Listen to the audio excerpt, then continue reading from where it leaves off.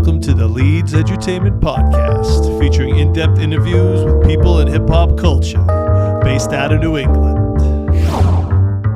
Leeds.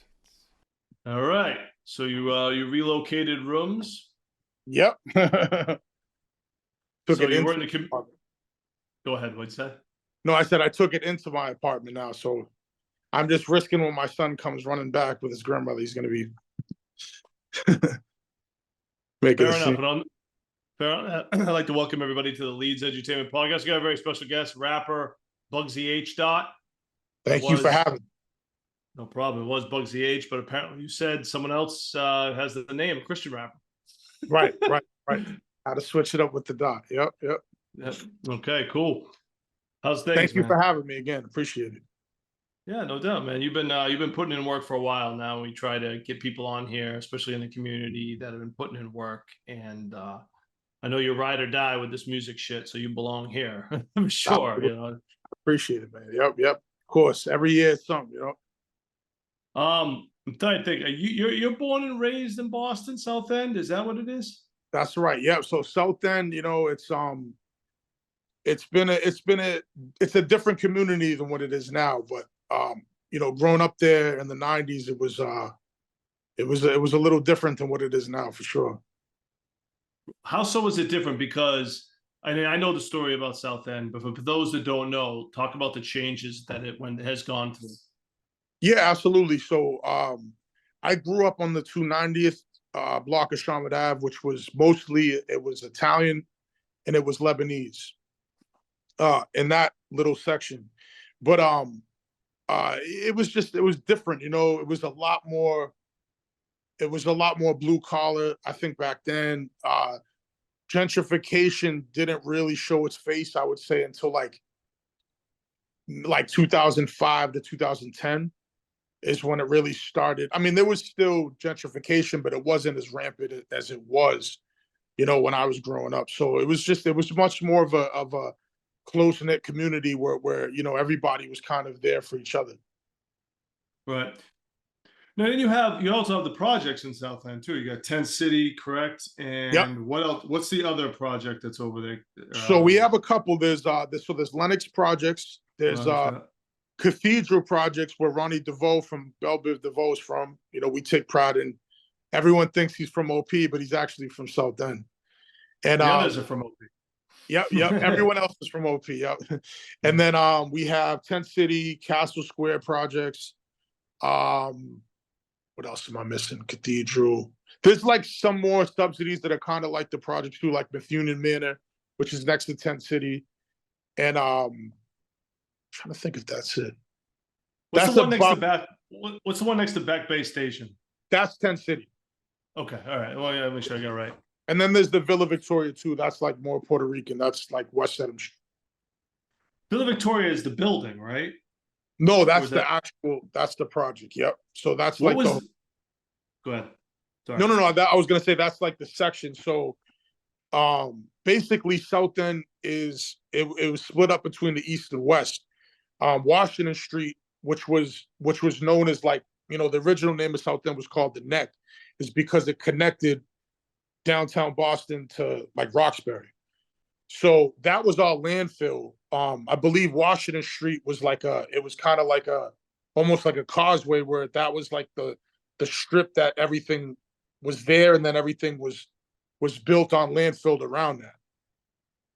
Right. So everything on one side of Washington is either east or west. That's why you have like East Brookline, East Newton, all that, East Lenox, and then you have the west side, which is like past Washington Street. Right.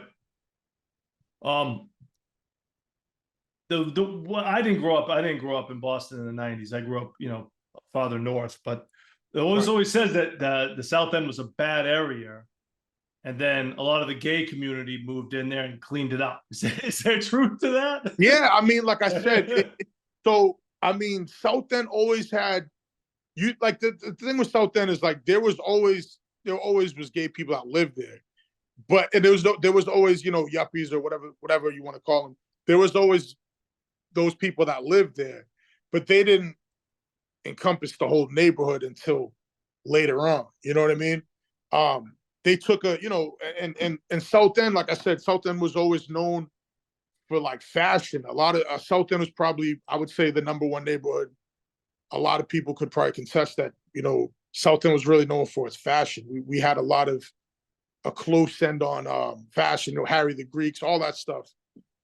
Joe Abu, who was a famous, he was a fashion designer from South End. He was Lebanese, and yeah. So South End definitely had a big ear and eye in fashion as well. The brownstones there are crazy. Oh yeah, yeah. Amazed that that's the. So I don't know if you know, but it's the biggest Victorian architecture in America is in South End. Yeah. The biggest community of that type of brownstone is in South End. We'll go back to Villa Victoria. What was the venue that they used to throw the hip hop? Critical Breakdown. Critical Breakdown, brother. I used to lace those, man. Actually, so Mathline, when I started really taking the rap more seriously, that's when we used to do little shows there. And we would do a lot of the, city events around there. And it was a great place for kids, as a teenager. And I mean, I'm telling you, we would have that place packed to the point where people really couldn't even move getting in. Nice. Talk more about those events. Know that. Talk. Yeah, I've been to a couple Critical Breakdowns. It had been a while, so I forgot. Talk to me more about what those events were like. Yeah, so I mean, the Critical Breakdown events it was a really good thing. It showcased a lot of talent, not just in South End but in Boston. The only problem is, with the politics behind Boston, there was a lot of beef with certain areas, South End, Mission Hill, Roxbury, Dorchester, whatever little things would go on. Sometimes it would end in a someone getting a bottle broken on his head, someone got stabbed, someone got jumped. But it wasn't every time. I mean, it was unfortunate that the certain times that it happened, but it was a great venue for teenagers such as myself to showcase their talent. It was definitely a milestone in South End for sure, because that was one of the only places we had to perform. Yeah. Yeah. So sorry, I get my notes here. Yeah. Oh, so you got your name Bugsy. I remember I was reading because you had a short temper. Yeah. Talk to me about that, because I have a short temper that I'm working on. There was actually with the kid in my neighborhood. His name was Mikey, and for some reason he used to get on my nerves. It wasn't anything really. I was just a kid, but he used to call me Buggy. He'd be like, "Yo, he used to tell everyone, this dude's Buggy." Like, I would bug out on him a lot, or sometimes other kids, and a couple kids would just call me Buggy, and I never went with the name Buggy. It wasn't like a rap name. It kind of morphed. I had a stupid name. Moon Man was really my first name. Yes, Moon Man, dude. Moon Man. First name. Yeah, it was ridiculous. I went with Moon Man, and then obviously Future, way before Future, and all that. Like the Don't lie. Just kidding. Yeah, no, Future, and then I just felt like the Bugsy thing stuck. It was like, it kind of fed into the whole H-Risk thing, and a close brother of mine passed away. We were a duo. We used to go by the Savage Brothers, and we actually created a little group called H-Risk, and that stood for History Repeats Itself. And it was this kid who's from OP. It was myself and Cage, rest in peace. We all kind of went by H-Risk, and that's when I really honed in on the name Bugsy, and I wanted to stick with that. Kind of mad you got rid of the Moon Man. Yeah, no, I mean it was something ridiculous. I think at the time I was like probably like 11 or 12, and I just was like, oh, this is it, Moon Man. Yes. I used to write my I remember my brother had records, so I would take like old 50 Cent records and like, Wu-Tang and stuff, and I would just like write Moon Man and write my lyrics over the instrumentals and stuff. So that was really how I like started recording on like a headphone. The old days you could record on a headphone. Yeah, I remember. I Yep, remember. yep. We used to DJ gigs, and sometimes the mic would go out, we'd yell through the freaking headphone ear. Yeah, yep. You just have to figure out. It was only one of them, I think, that worked. Yeah. Yeah. So, what was it like growing up as a kid in the South End, listening to hip hop? What was that experience like in the city? It was so it was amazing. I always credit Candyman. Candyman was my first like favorite rapper. So in 1990, you know, Knockin' Boots dropped. That was like, I remember that was just like the biggest thing. I don't remember anything in hip hop. I would say prior to that, I was 5 years old. Um, but I remember that was like a very big single, and I persuaded my father to buy the album, which he did. And yeah, it was Belle Biv DeVoe was obviously, that was kind of the new Jack breaking out of the R&B, but it was still hip hop. Right. So Michael Bivins, I would say, had an extreme influence as well on South End Boston and just rap in general. Because 1990 was really the first year that I think I like was like, wow, okay, this is hip hop. Like I started to understand it more. Like this is an actual art. Like, you know, as opposed to hearing just obscure singles that I didn't really understand, or it didn't inspire me as, not to say it didn't inspire me, but I didn't grasp it as much as when I heard Candyman. That's when I was like, wow, this is amazing. Like, and then, you know, Dr. Dre came around 92. I was like 7. 92, right? Chronic Yep. came. So Yep. that's when, you know, that came. And obviously, I think the West Coast inspired me kind of first, right before Wu-Tang and Nas and all that stuff. So, you Yep. know, yeah, that kind of all laid the footwork for me to really just have a major interest in want to know more about what this art was all about, you know. What was the music that made you want to become an MC? Who The, influenced you there? the music that made me want to become an MC was probably, I would say, Raekwon, the first artist, because when I heard Cash Rules Everything Around Me, that was the point. Like Candyman made me love rap, but Raekwon, I would say, really made me want to be a rapper. Like want to kind of focus in on saying like, all right, this is something I want to do, you know. Is Only Built for Cuban Links your favorite album? Absolutely. Absolutely. I mean, obviously, you know, Big L and Big Pun really are still like my main inspirations. But before that, it was obviously, I would say, Nas, Wu-Tang, and Biggie for sure. Why do you like Raekwon as an MC? Why is he one of your favorites? Well, the Cuban thing has to do with it as well, you know, because I'm Cuban and I saw the Cuban. I was like, whoa, what's that? But I just think it was the way that he put his words together. I just think he was much different than anything that was out in rap at that time, you know. And just his vocabulary, the style of writing that he did, just everything that he encompassed, I think embodied what a rapper should really be for me in my eyes. Like what the best rapper would be is kind of taking notes from him, you know. Were you disappointed in Immobilarity? You know what's funny you said that?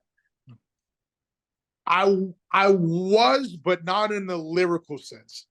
I think the beats at the time was changing because you know that's when we had Timberland coming in and that kind of like extra snare type of rap, which wasn't the worst. I did like that album.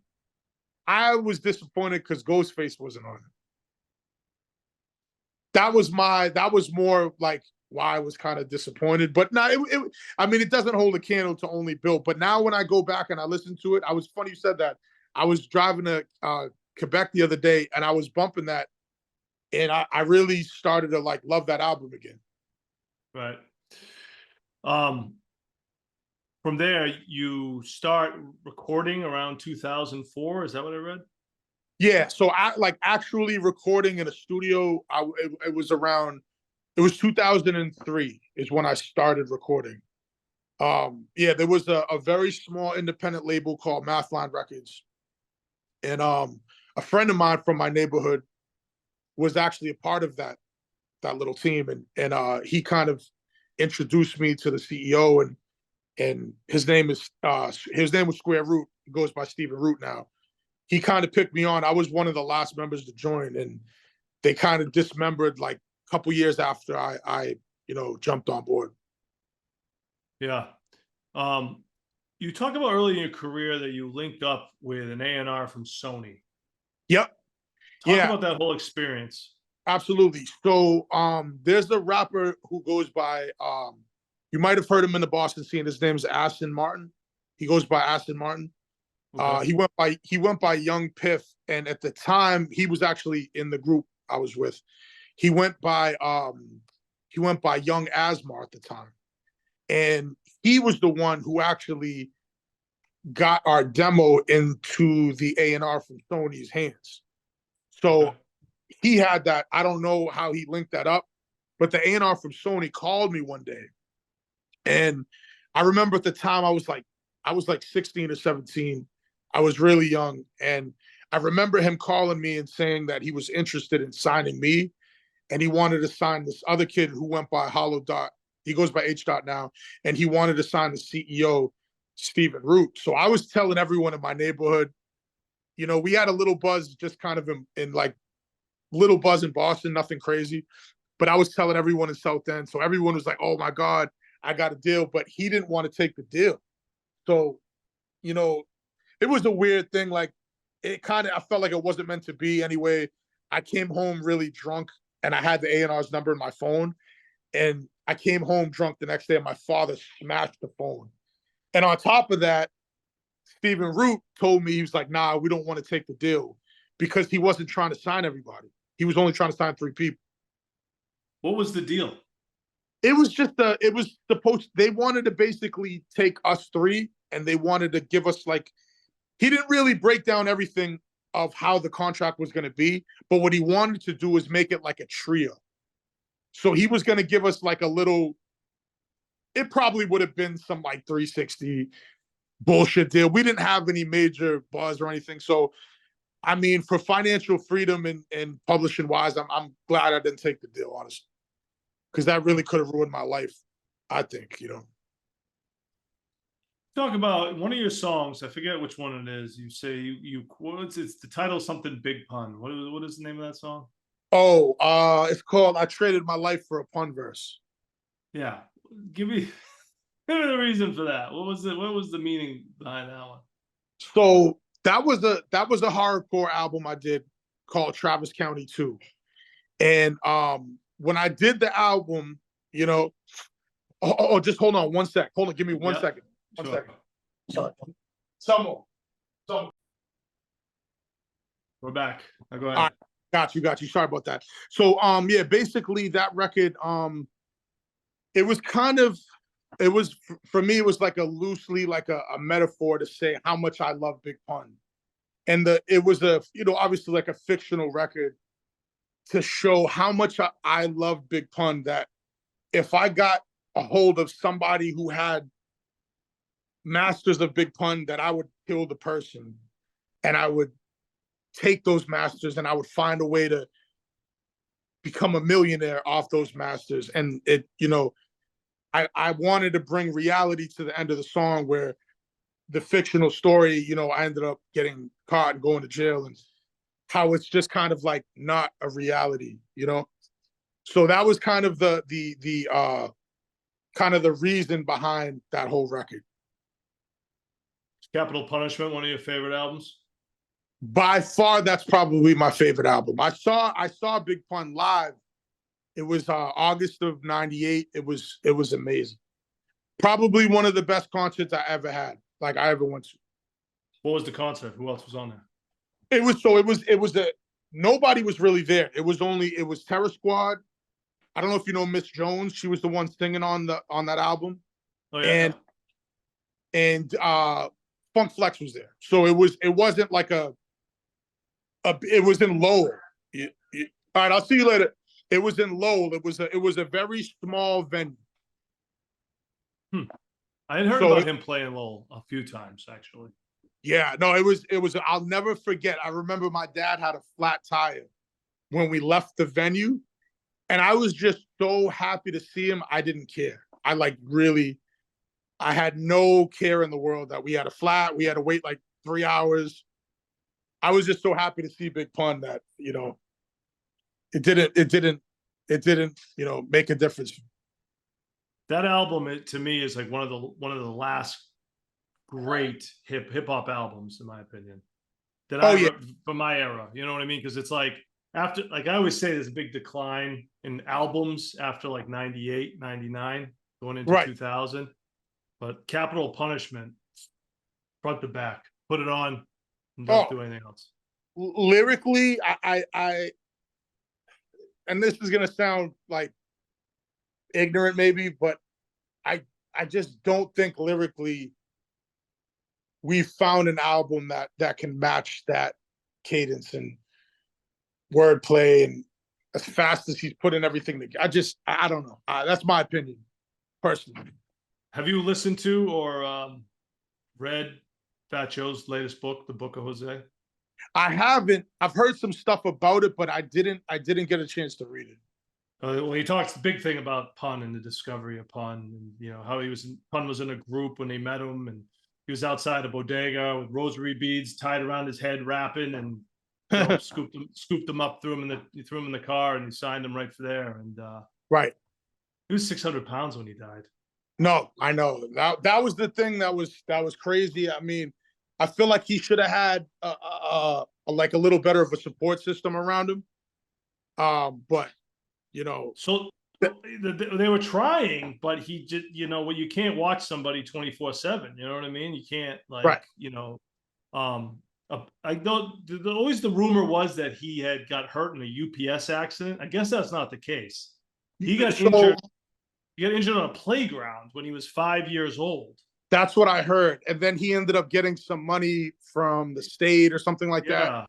So Right. I think that attributed to his eating disorder somehow.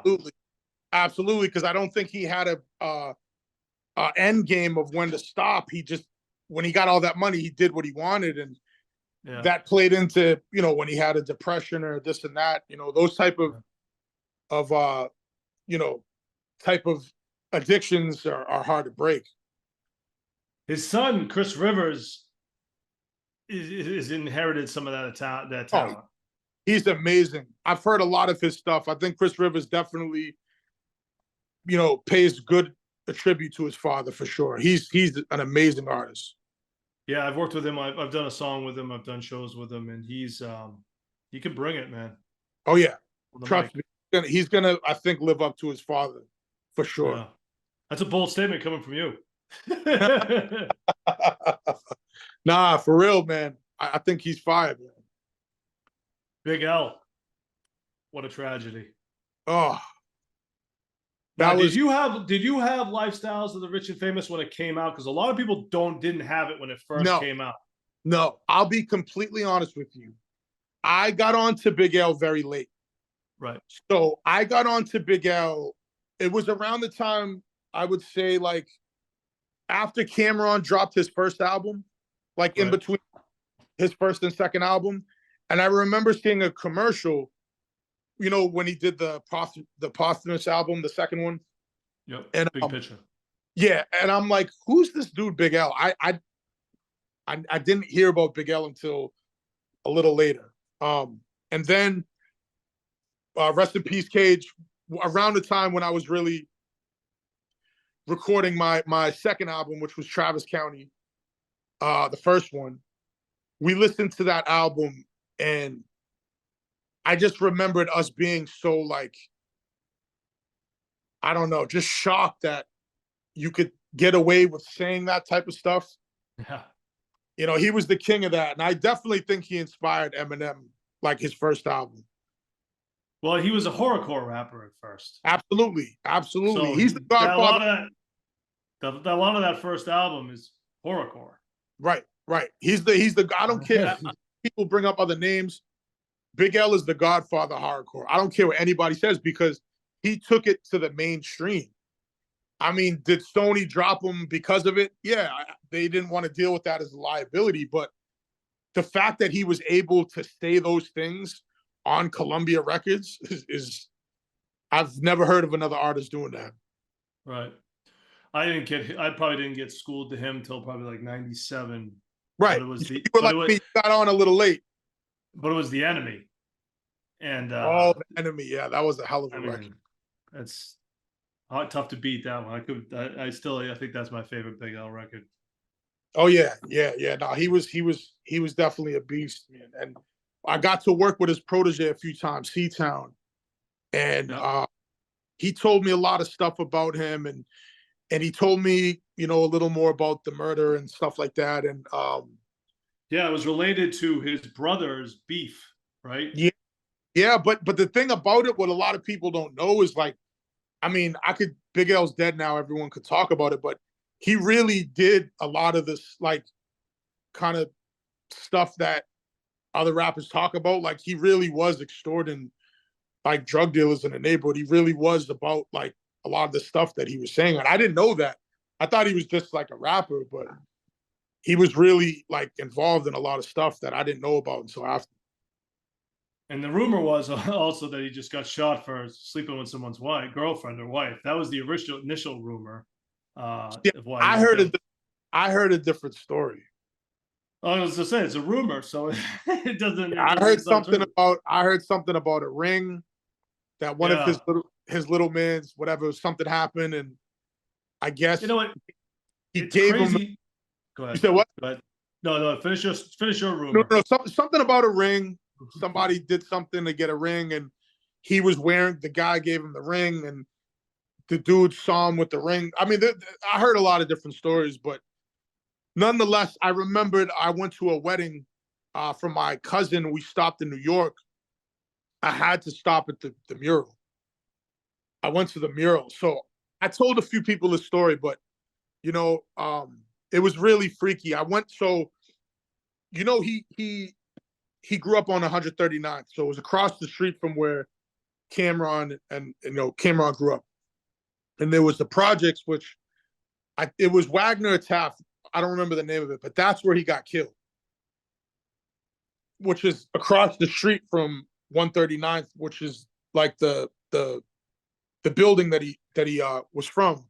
And I remember I smoked a blunt, and I don't know, I had a weird feeling, like a weird tingly feeling. I can't really describe it. Like I felt like I don't know, it felt very weird, and I remember walking away, and it almost felt like my spirit was like standing next to me.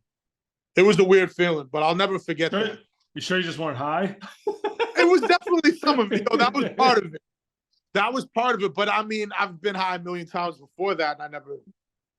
You were in New York. Did they put angel dust in that thing or what? Well, this was brought from Boston, so Oh, I don't okay. think so. Hope not.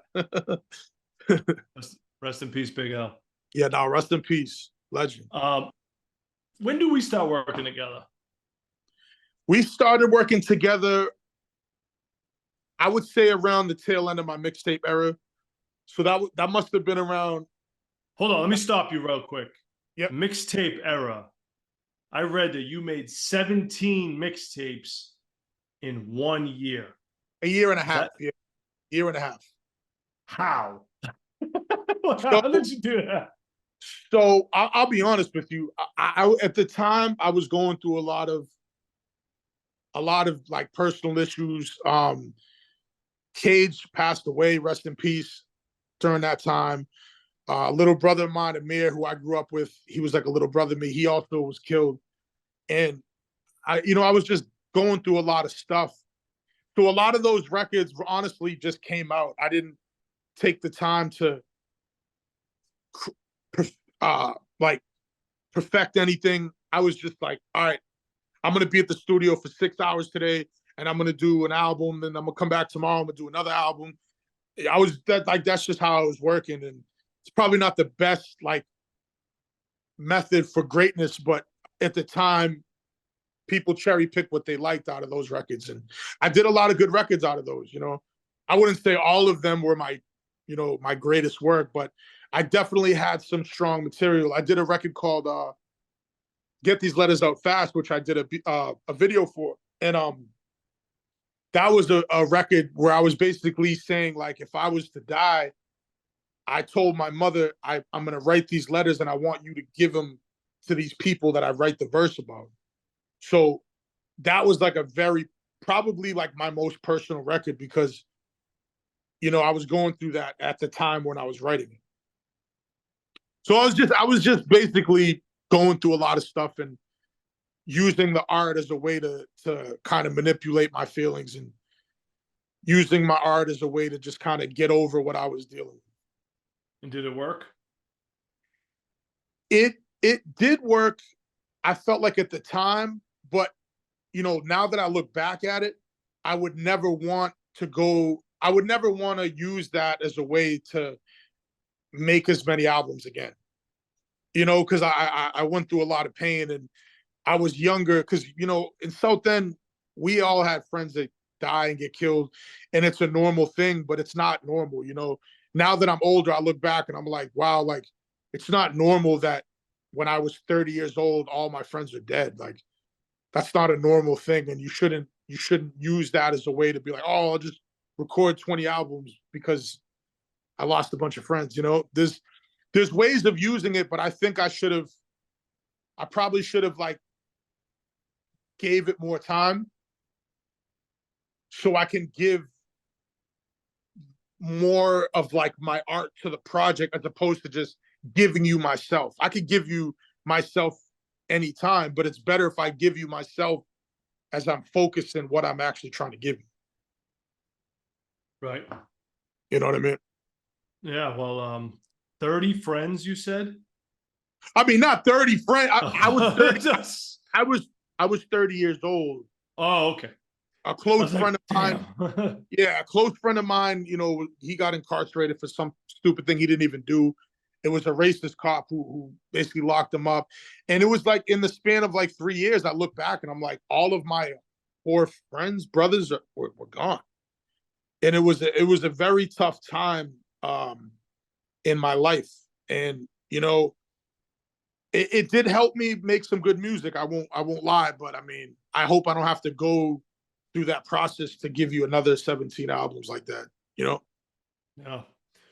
So we met after this era. We met around the time, I would say, when I did Meaning of Age Part 2, which was like a mixtape album kind of thing.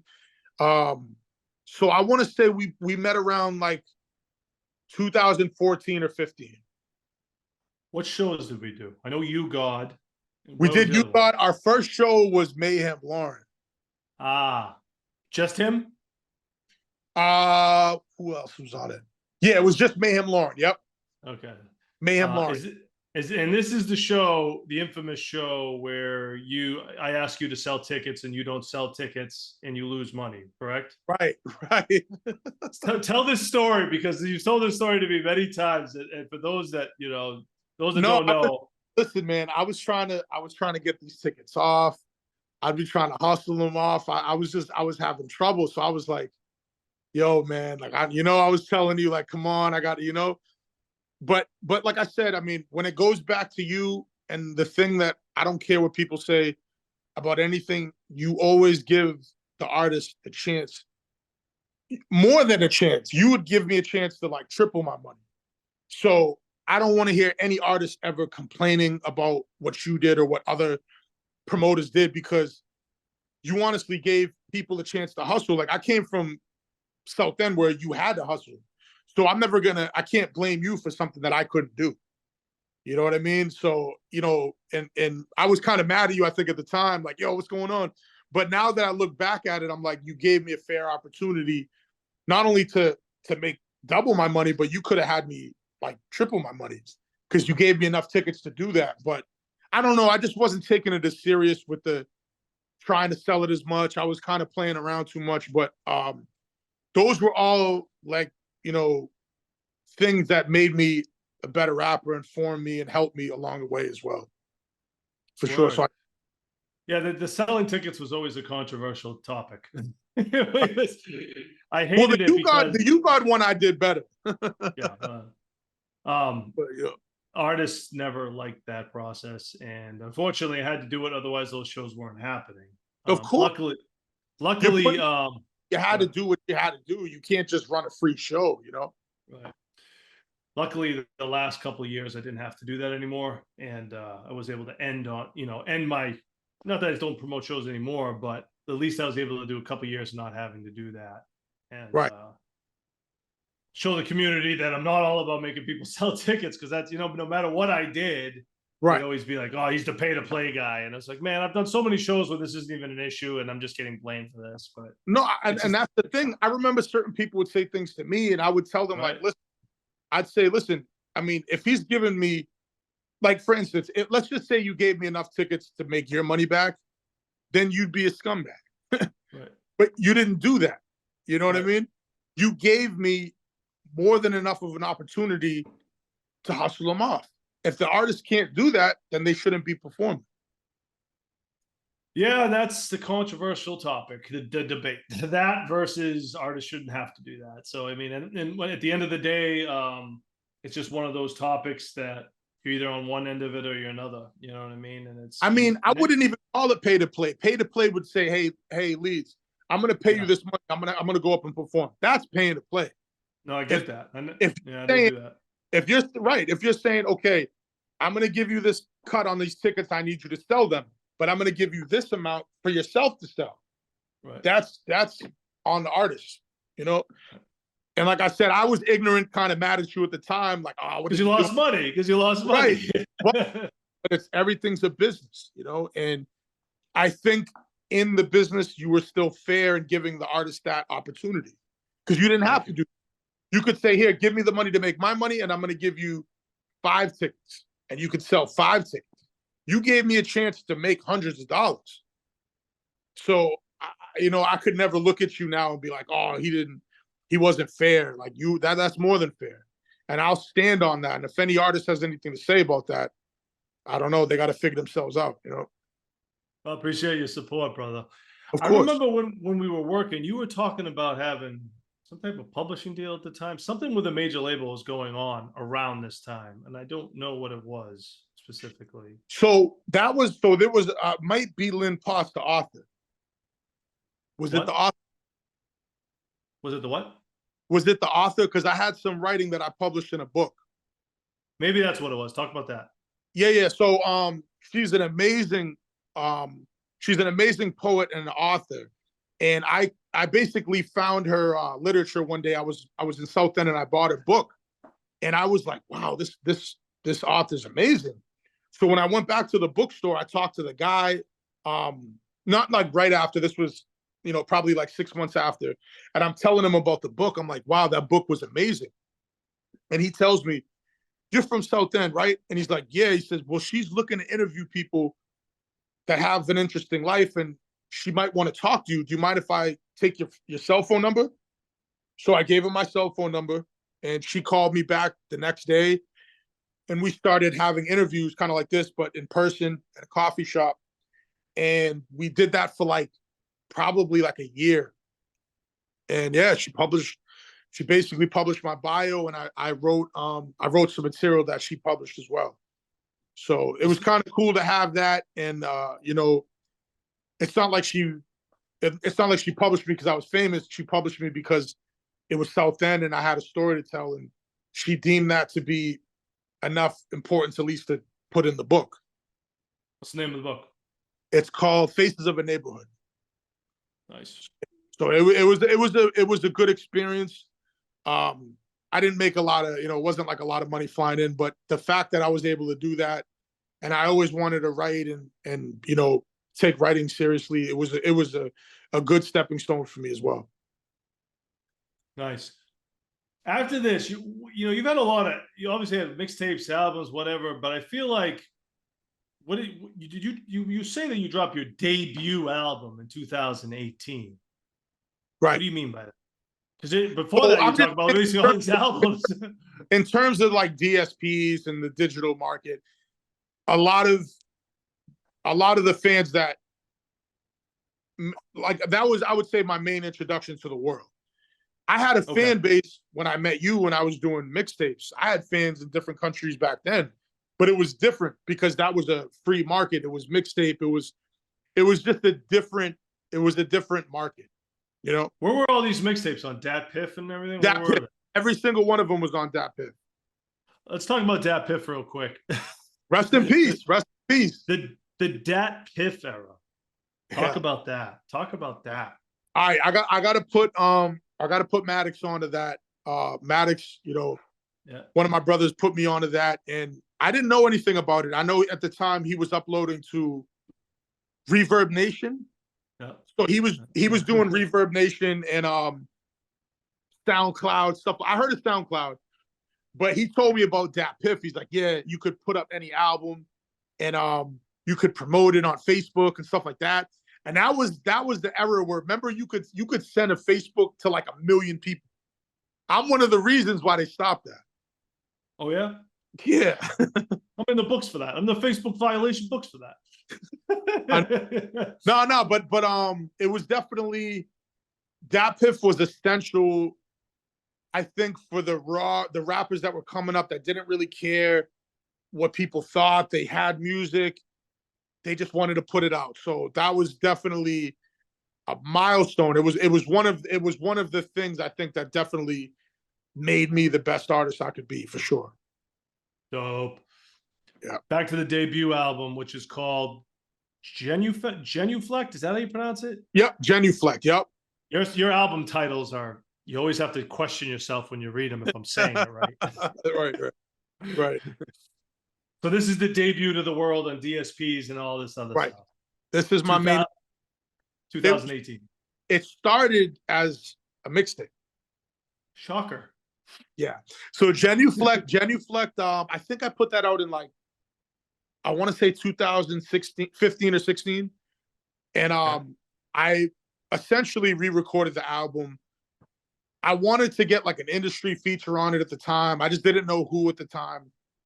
And I remembered I did a video called Careful You Battle Rap, which I already did before I even did the album. So I thought, let me just use that as like my first single, and then I can use this to kind of catapult this whole album I'm about to do on DSPs. So I was sending, I don't know if I ever told you the story, but I was sending out the video, and apparently I didn't even know, I sent it to Project Pat's manager. And he hits me back. He's like, yo, who made that beat? And I said, oh, I made it. And he goes, yo, that's fire. Like, this is a dope track.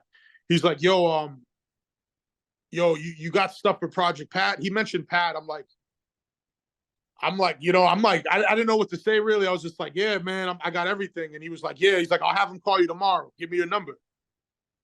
So I gave him my number. I just thought it was, like scammers always say BS. So I thought it was a scammer. And Project Pat called me the next day and was super cool. He was like, told me about the conversation they had, and we ended up doing 2 records. And that was definitely one of the strongest like points of the album, I would say, for sure. And then Keith Murray and Nature ended up, I got a feature from both of them. So that kind of molded what became the album. So from here, you kind of align yourself with the, this hip hop renaissance era that kind of came up, headed by Griselda and then many other underground rappers from there. You kind of aligned yourself with that, because prior to that, you were kind of floating around to where do I fit? Right. But when that sound came out and that whole genre came out, you kind of right in there and you hit the ground running with that. Yeah, because, it's just, it wasn't that I specifically did it intentionally. I just felt like a lot of, well, for one, horrorcore has a lot of elements in that whole kind of Griselda type of like, raw boom bap type of sounds. So that all kind of, it made it more comfortable when I wanted to say like, okay, because I feel like when I did Genuflect, don't get me wrong, I think it's a dope album, but I think I wasn't myself because I was trying to appease what I think an audience would want to hear. Oh, you want to hear Project Pat, you want to hear Keith, or you want to hear this or that. So I wasn't really being as, I think, genuine to myself as an artist. until I did Swiss Watches Plastic Cups, which was my second album. You also started linking up with some international artists. Yes, yes, yep. Yeah, around that time I did my first international feature, which was his name is Kek Owen, and we did an international release called Valvone. And that thing, I remember it was like a week or two later, I looked, it had like over 30,000 views. And I was like, wow. Like, it's not a like crazy amount, but you know, it just tells you that those people tap into here sometimes more than here. You're talking about sometimes you've been to Europe, correct? Yeah, yeah. I was in Europe. Yep. I went to London I've only been to Europe once. Didn't someone do a mural of you out there? No, that's in Germany, in Ingolstadt. Oh. Yeah, yeah, that's in Germany. I'd love to go there one day, but yeah, that's in Germany. That was crazy to wake up and see, man. Yeah, how did that even happen? Yo, I remember waking up. I looked on my phone and he was like, "Yo," he's like, "Much love from Germany," and he was like, he wrote some stuff in German. I don't know what he said, but he put the fire emojis and he was like, "Yo, keep doing it, keep doing it." I'm like, all right, you know, like little things like that. I mean, I don't want to say little, but little, like the little things in life that you're not being compensated for, you might not being paid for, are those are the things that make me say like, nah, keep doing what you're doing, you know, keep focusing. See, most of you've developed more of an international fan base because you always say, "Yo, I'm more known over there than I am in my own home, my city." Absolutely, absolutely. Talk about that. Yeah. So it's like when I did my second album, that's when I started noticing. I mean, I kind of did it deliberately because it's called Swiss Watches Plastic Cups. So I definitely I got way more attention from France for some reason. That's how I kind of linked, you know, before I did that, I was getting more attention. And Kesty, who's one of my producers, he's from France. And then he's the one who produced Travis County, which is the one for Estinak and Keith Murray and all that. So he's definitely a major tie. And he's a legend. Like, he's an underground legend in France. Like, a lot of people rock with him, and he's got like a very big underground name out there. So yeah, France, Switzerland started showing more love. Germany always kind of been under the belt showing love. So it's just good to see that. It feels more genuine when they hit you up and they write all these paragraphs about a song they heard or an album they heard. It just makes you feel appreciated, you know? Yeah, yeah, no. It's definitely Something feels great. America could take notes on. What was I going to say? You've also, we had this conversation last time we talked about the vinyl game. Yeah, yeah. Talk to me about the vinyl game and how you've made it work, because you seem to have some success with it. Yeah, so I did my first vinyl release was Sabato. So that was the album I did. I kind of wanted to create a different version. So the digital version was, as you know, Bub Styles, S18 is all over that. And then what I did was, when I did the vinyl version, I put Sadat X on it. I put Fat Lip on it. And it just, I felt like it was what Genuflect, I wanted to do that with Genuflect. So with Genuflect, I wanted to get a legend from the East, a legend from the West, and a legend from the South. I felt like I got a legend or two from the East and from the South. I was supposed to work with Daz, but it never happened. So I felt like Sabato is in many ways what Genuflect failed to do. And so yeah, I did the vinyl. I hooked up with the press who I think I told you about. They're called Burlington Press. They're in Vermont. And super good dude. Justin is the owner. He's like the nicest guy in the world. He took very good care of me. He gave me like a good overage. And yeah, I drove down there. I wanted to meet him in person, picked him up, and I sold out in like, I think it was like a month. It was before 2 months. It was like a month and a half. And I sold them out, and it was a good feeling. I mean, I know at the time everyone had money because there was that's when everyone was getting those checks. So it was a really good feeling. Wait a minute, everybody's getting those checks. What are we talking about? The stimulus checks. Oh, okay. Yeah, so I dropped it like kind of at that era where people were staying at home, you know, people were scared. I just felt like I had to do it. I always wanted to do it, and yeah, I'm very proud of that. I'm very proud of I put them in a lot of stores too. I'm also proud that I didn't take consignment. I didn't take one. I didn't take consignment on not one record. So every record store, if you see them in there, which are all over Boston, Vermont, Rhode Island, they bought the records. They didn't do anything on consignment. Yeah, and you went there in person to all these different record stores. And I literally made like a list, and I would like call these people, and I had a whole spiel of how I would talk to them. And some people said, hey, like, I found a good deal, and I'm throwing this out there for any artist. I didn't take it, but there's a consignment deal.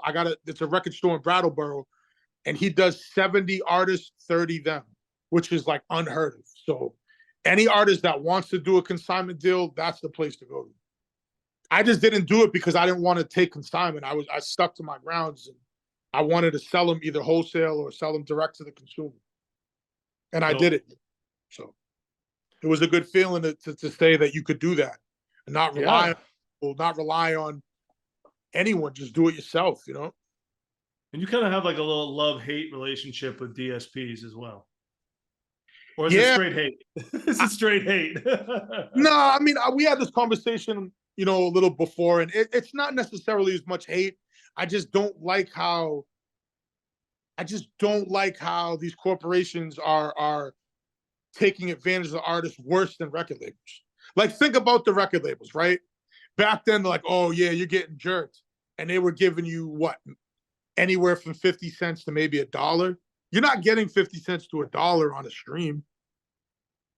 So who's the one who's getting raped? The artist on a record label, or the independent artist dropping on a DSP? But then again, it's like you said, it's a love-hate thing, because it helps me with my brand. It helps me doing interviews such as this. It helps me with like media blasts, all of that stuff. So it is essential. I just wish they'd pay a little more money. We all do. Yeah. No, that's why I sold the vinyl, because I had to make it work without relying on pennies. Yeah, I feel that. Yeah. This new album you just dropped, Prebato 3, is that what it is? Pre-Bato 3, yeah, misspelled. Yeah, I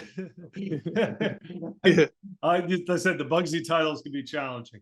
Very challenging. Yep. What was the inspiration behind this one?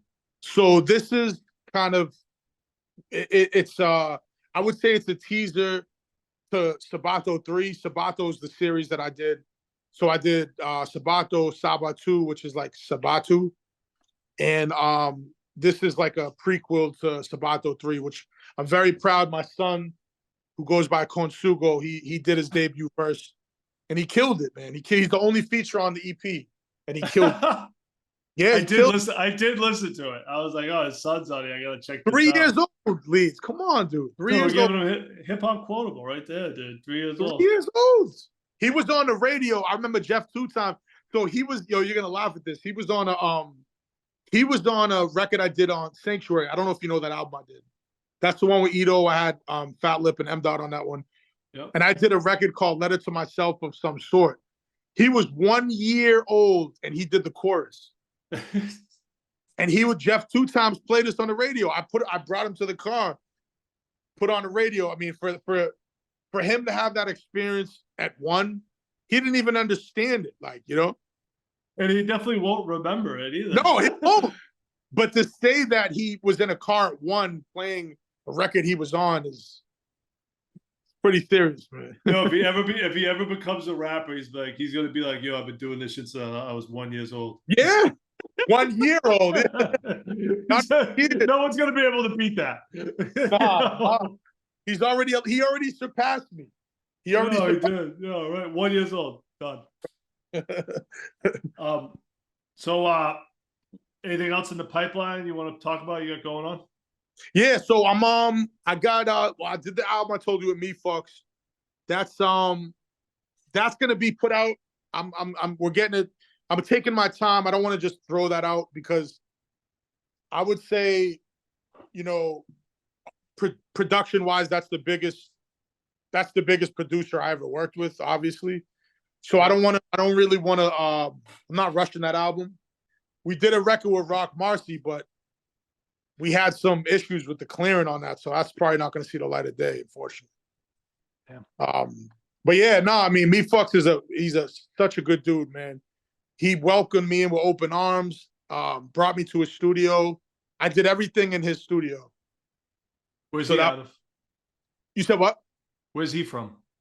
He's from Kansas, but he lives out in Boston too. Oh, So, no shit. Yeah. So he lives out in Boston, and we linked up online and we were talking. He was really cool, and he was like, "Yo, we gotta do some stuff." So we weren't gonna do an album originally. I think he just wanted to do a single or like just a cut. And we went there and we did like 4 records that day. And I think we just kind of were like, yo, we should just do a project at this point. So we got like 12 in the cut, like 12 or 13. That's it. That one's gonna be called 90s in a Nutshell. No features, none. Like that's the first like solo album. I'm not gonna have any features. There you go.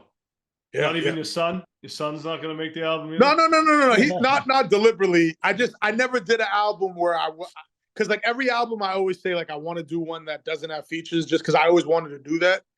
And this is gonna be the album. I think it's just good to do it for this one because I've never done that, you know. That's what's up. Yeah. All right, brother. We're gonna wrap up here. Is anything else you want to add? No, we good? Yeah, no. That's it. I got Travis County, the 20th anniversary. That album's coming out, and obviously Sabato 3 that'll be coming as well, and a couple more coming that we could definitely talk about another time for sure. Word, man. It was good catching up with you, brother. Always. You too. I appreciate it, Leedz. Have a good one, brother. Word. I'd like to thank everybody for tuning into the Leedz Edutainment Podcast. Very special guest Bugsy H. Appreciate it. Salute, brother. Salute.